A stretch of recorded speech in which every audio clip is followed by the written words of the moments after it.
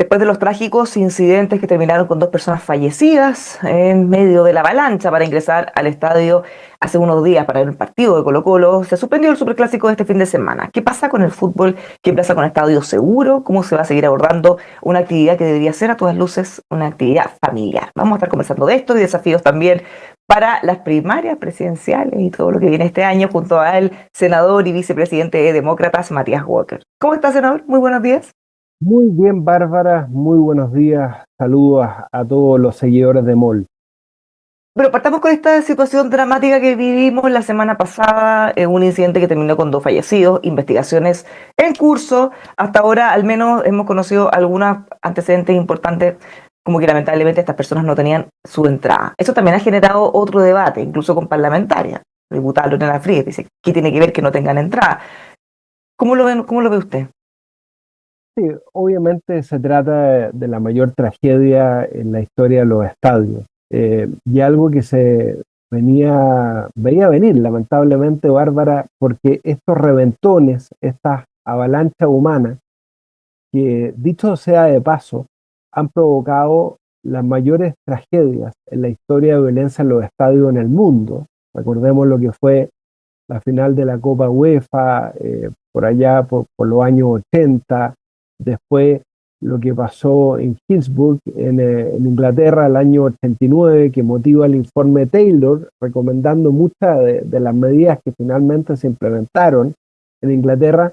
Bueno, es algo que se veía venir, lamentablemente, primero porque había ocurrido en otros partidos, ¿no? Que es una práctica hecha tanto por personas que simplemente no pudieron comprar una entrada, como por personas que tienen provisión de ingresos por el ejercicio del derecho de admisión. Nosotros le dimos en la ley a los organizadores del espectáculo la posibilidad de tener derecho de admisión y por lo tanto no dejar entrar al estadio a personas respecto a las cuales consta han participado en hechos de violencia. Y era predecible lamentablemente porque el no invertir en las medidas de seguridad mínimas que venimos recomendando hace mucho tiempo y que la ley eh, faculta la utilización de medios tecnológicos y las cámaras para controlar el acceso. Me refiero al control biométrico, al reconocimiento facial, al uso de torniquetes para que no tengan que ser guardias de seguridad los que tengan que contener estas avalanchas humanas. Bueno, es lo que venimos diciendo hace mucho tiempo y que no siempre la autoridad exige y que el fútbol en su estamento tampoco ha querido hacer las inversiones que son las que han demostrado en todo el mundo que sirven para contener a estas avalanchas humanas. Sí, pero hay un tema que es mucho más de fondo. ¿Es un tema de plata o en realidad es un tema de voluntad? Y le pregunto esto porque obviamente que los recursos siempre son un tema, siempre son una restricción. Pero acá pareciera que no hay voluntad ni política ni por parte de los equipos, porque se hablaba por parte de la autoridad de gobierno del barrismo social, se dice que cómo puede ser que se limite o que se quiera pedir identificación a las personas, casi que se están criminalizando, que tienen derecho a ejercer su rol de barristas, aunque tengamos con esta experiencia tan mala, en el fondo, hay mucha resistencia y eso no necesariamente es económica. Todas las anteriores son las respuestas correctas, porque efectivamente ha faltado voluntad. Hubo una romantización de las barras. Efectivamente, el programa del Frente Amplio hablaba de barrismo social. Antes, para no hablar solamente de un sector político, yo recuerdo a un diputado de la UDI, el diputado Abun, tuvimos una discusión en ese entonces, llegando a presentar un recurso de protección con un líder de la Garra Blanca. ¿Estás de acuerdo? O sea, había también una convivencia del sector político con muchas veces los líderes de las barras bravas. Y respecto de las medidas a implementar, yo siempre recuerdo el muy buen trabajo que hizo Matías Eguiguren, el primer gobierno del presidente Piñera. Matías Eguiguren, un profesional muy exitoso, el ministro Hinspeter, el primer gobierno del presidente Piñera le encomienda hacer un informe respecto a la seguridad en los estadios. Él viaja a Inglaterra vuelve con un informe completo, con los costos, qué significa aplicar torniquetes, qué significa aplicar cámaras, estoy hablando hace 15 años atrás. Y claro, Chile venía saliendo de un terremoto. Entonces el ministro Kinspeter le dice a Matías Iguren, yo recuerdo haberlo conversado personalmente con él, tenemos que financiar una reconstrucción. Lo lógico es que esto lo hagan los clubes. Y los clubes, Bárbara, pudieron hacerlo. Cuando recibieron millonarios excedentes por la venta del canal del fútbol, podrían haber destinado una parte de estos recursos a seguridad. ¿Cuál fue la excusa de muchos clubes? Nosotros no somos dueños de los estadios. Los estadios pertenecen a los municipios, ¿no? El caso de la mayoría de los estadios. Entonces, se tiraron la pelota unos a otros y no se invirtió en seguridad. Y tocamos fondo, ¿no? Con la muerte de estas dos personas, con esta tragedia. Por eso yo creo, primero, que hay que tratar a las barras bravas como crimen organizado. Yo lo dije el año 2023, cuando nosotros aprobamos la ley contra el crimen organizado, que hay que tratar a las barras como tales porque hay delitos conexos que son homicidios, secuestros, extorsiones, lesiones. Yo contaba ayer en otro canal, fui al Estadio Nacional hace 2 semanas a ver un partido de la Unión Española con la Universidad Católica en el Estadio Nacional y todos vimos cómo se apuñalaban entre líderes de piños o facciones dentro de una barra. Estoy hablando de la barra de la Católica, para no hablar solamente de la garra blanca o los de abajo.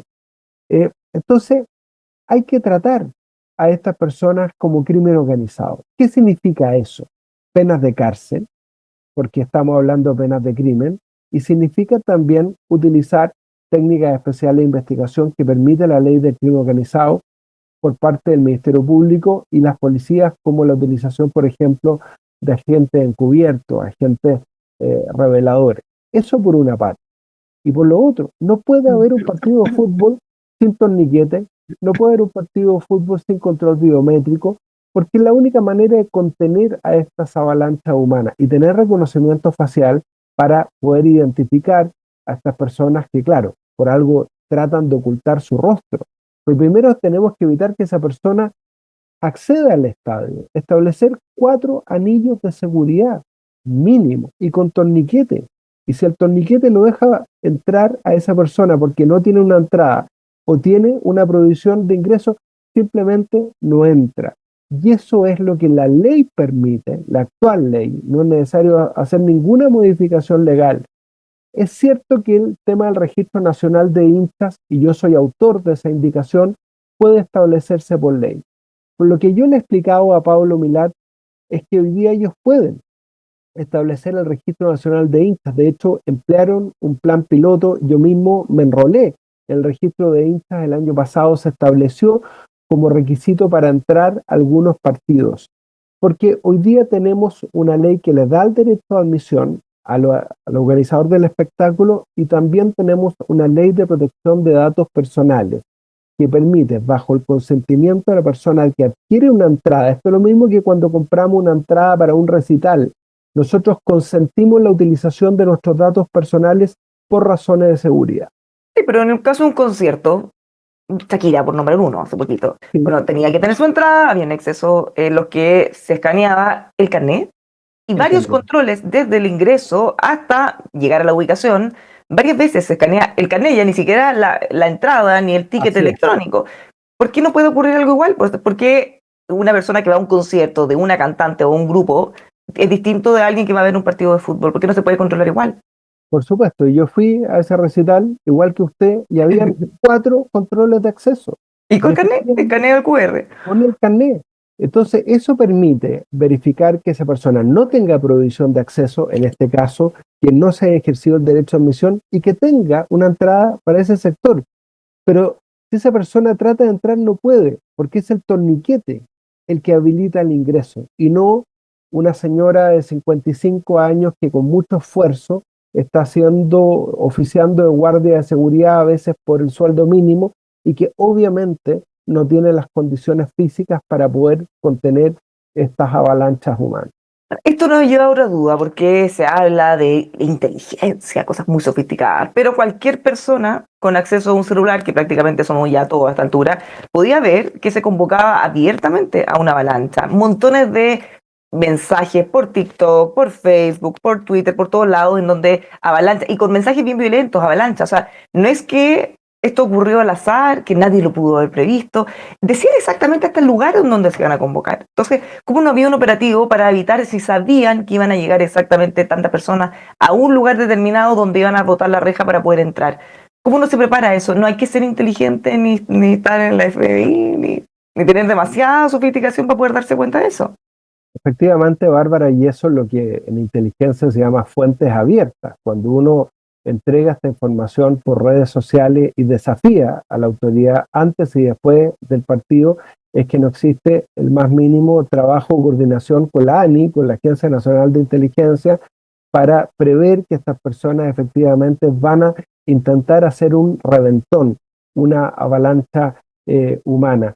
Y además, la señal que se da con la suspensión del partido y finalmente con la realización del funeral, en que llega un jugador además de Universidad de Chile, eh, haciendo cánticos alegres contra el equipo rival, sin respetar el propio funeral en el que estaban participando. O sea, tenemos un problema grave y las señales son muy importantes porque salió un autoproclamado vocero de una facción de la Guerra Blanca pidiendo públicamente que el partido no se jugara frente a todas las cámaras de televisión. Es como si llegara un vocero del Tren de Aragua y convocara una conferencia de prensa y dijeran lo que van a hacer, Y amenazar después le hacen caso a las autoridades y hacen lo que él por pidió, que supuesto, no se por jugara el supuesto. partido. Y finalmente, por eso la reacción inicial del ministro Cordero era que el partido se jugara, porque el ministro Cordero había dicho no podemos dar la señal de que este grupo de delincuentes van a ganar. Yo sé que hubo un informe negativo de Carabineros. Yo obviamente frente a eso el ministro de Seguridad, el delegado presidencial no puede hacer nada.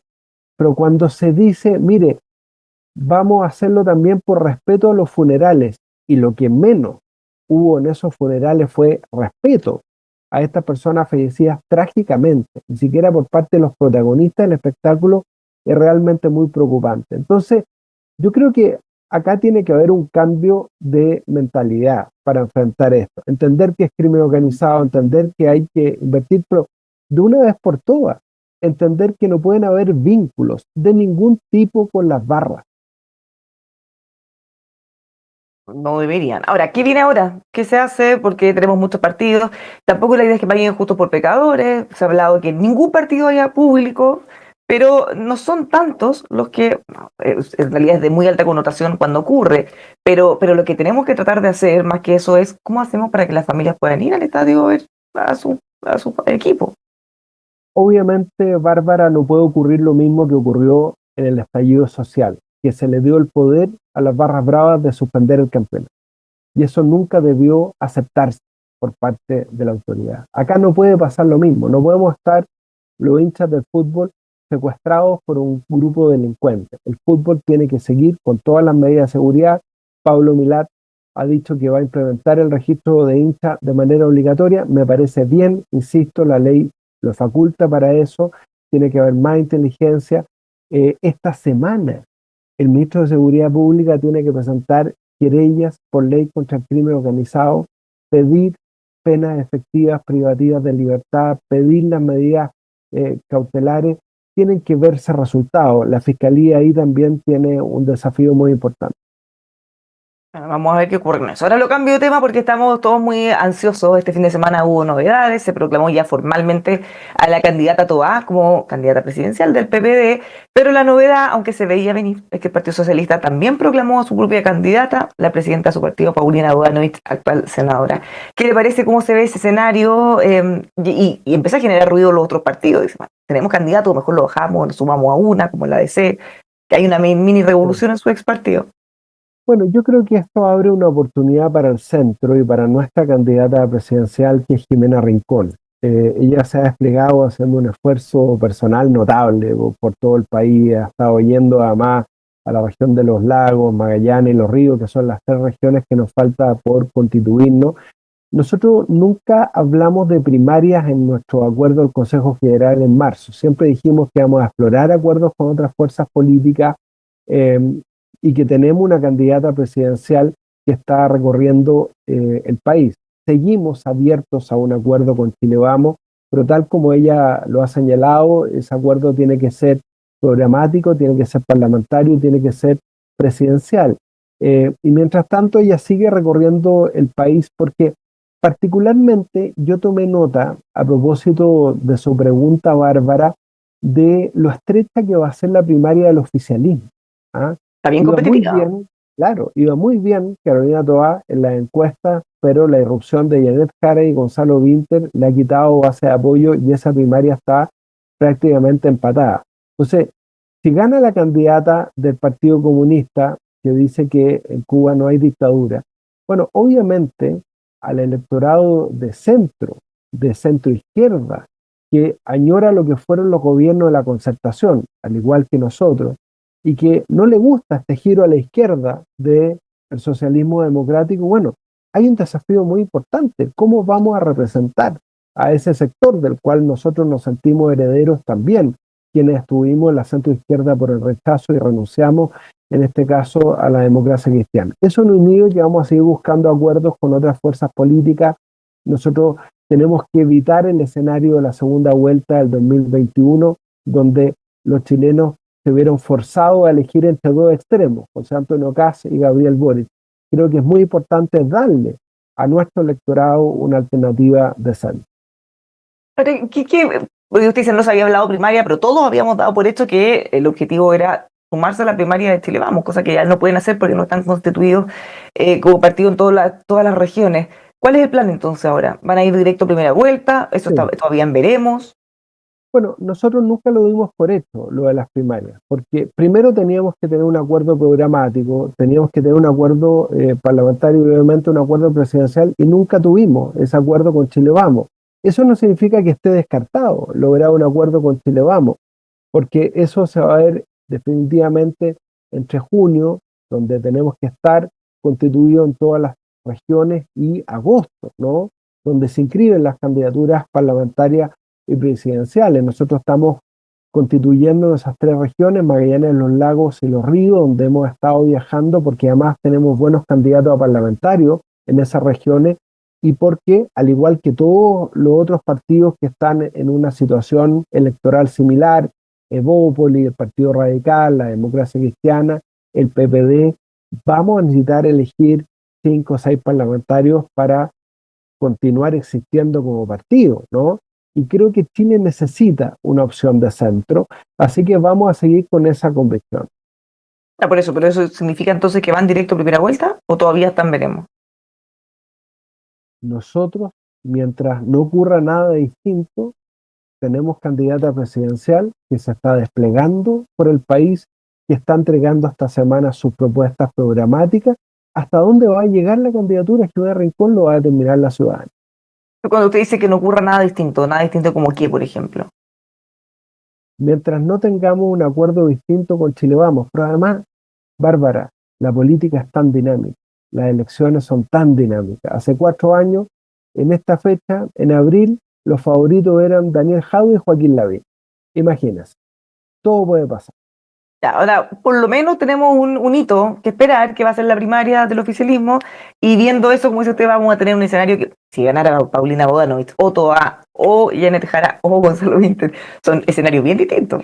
Eso cambia todo, porque efectivamente si el electorado de centro, centro-izquierda, no se siente representado por una candidatura de Janet Jara o Gonzalo Vinter, obviamente se abre una oportunidad muy importante para el centro de convocar a ese electorado. Ayer veíamos diputado Vinter en una entrevista con traje y corbata, que más allá de la forma, o que puede ser un comentario medio banal, pero sabiendo quiénes son, de dónde vienen, todo lo que ellos han dicho, se han negado, el mismo presidente Gabriel Boric se ha negado constantemente a la corbata. ¿Qué le parece? ¿Eso refleja que ellos están leyendo algo distinto en la calle? Por supuesto, o sea, es cosa de ver todas las veces que han invocado un estado de excepción constitucional, como el estado de emergencia en la macro sur, que ellos además se negaron a aprobar en el gobierno del presidente Piñera y que postularon eliminar de la Constitución del año 2022 que querían aprobar, ¿no? Lo que ha pasado con la ley Naín Retamal, con la ley de usurpación, con la ley que tipificó el delito de robo de madera. Bueno, ellos se dieron cuenta de que el grado de rechazo que está teniendo el gobierno. Ayer el gobierno bajó 4 puntos en la aprobación en CADEM. Ojo con eso, que tiene que ver con la situación de inseguridad, no me cabe duda. Bueno, ellos han tratado obviamente de enmendar el rumbo. Yo creo que los años y la experiencia del gobierno les han dado también una visión distinta, pero han tomado nota que hoy día el electorado quiere seguridad, quiere crecimiento, pero para eso necesitamos un cambio. Nosotros estamos jugados por un cambio, por eso no vamos a apoyar a nadie que represente una continuidad del actual gobierno. Muchísimas gracias, senador, por conversar con nosotros. Que tenga una muy buena semana. Muchas gracias, Bárbara. Que estén muy bien. Igualmente. Los dejamos invitados a que sigan con nosotros aquí en Moel.com.